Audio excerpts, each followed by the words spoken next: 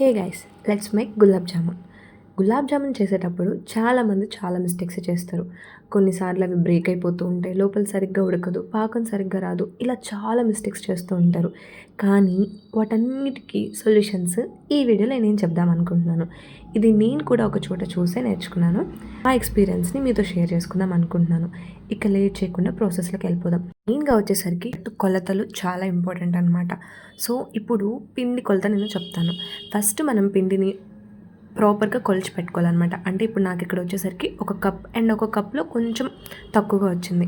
దానికి డబుల్ క్వాంటిటీలో మనం షుగర్ తీసుకోవాలి అండ్ షుగర్కి తక్కువ క్వాంటిటీలో వాటర్ తీసుకోవాలన్నమాట. ఫర్ ఎగ్జాంపుల్ ఇప్పుడు నేను 2 cups ఆఫ్ షుగర్ తీసుకుంటే దానికి ఓన్లీ 1 cup ఆఫ్ వాటర్ మాత్రమే యాడ్ చేసుకోవాలన్నమాట.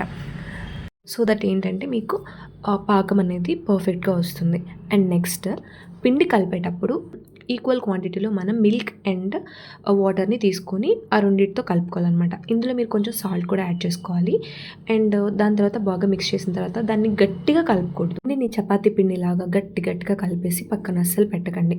మీరు జస్ట్ మొత్తం వాటర్ అండ్ మిల్క్ ఆ పౌడర్లో కలిసేలాగా చేసేసి దాన్ని నార్మల్గా ఒక ఉండలాగా చుట్టి పక్కన పెట్టేసుకోండి. దానిపైన తడిగుడ్డ కంపల్సరీగా కప్పండి.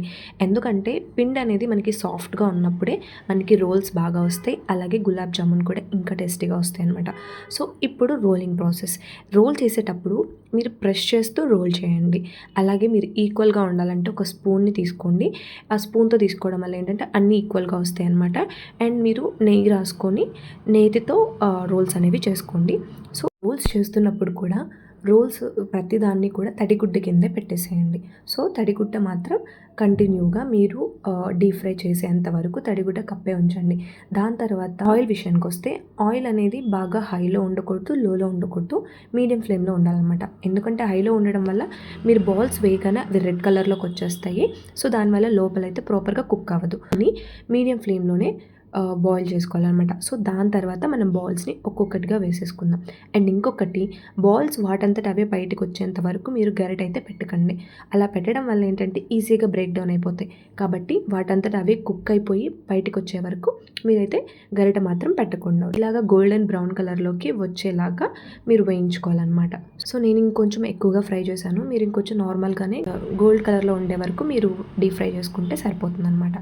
అండ్ ఇంకొకటి, పాకాన్ని మీరు ముందుగానే ప్రిపేర్ చేసి పెట్టుకోండి. మనం ప్రిపేర్ చేసుకునే బౌల్స్ చూసారా, ఒక్కటి కూడా బ్రేక్ అవ్వలేదు అండ్ రౌండ్గా అన్నీ ఈక్వల్ షేప్లో వచ్చేసాయి. సో ఇప్పుడు మనము పాకంలోకి ఈ గులాబ్ జామ్స్ మొత్తాన్ని కూడా షిఫ్ట్ చేసేసుకుందాం. పాకం చేసేటప్పుడు తీగ పాకం రావాల్సిన అవసరం లేదండి. జస్ట్ స్టిక్ అయితే సరిపోతుంది. మరీ ఎక్కువ పాకం రావాల్సిన అవసరం లేదు. మీరు పాకం చేసుకునే ముందు దాంట్లోనే యాలకల్ పొడి కూడా యాడ్ చేసుకోండి. టేస్ట్ ఇంకొంచెం ఎన్హాన్స్ అవుతుంది.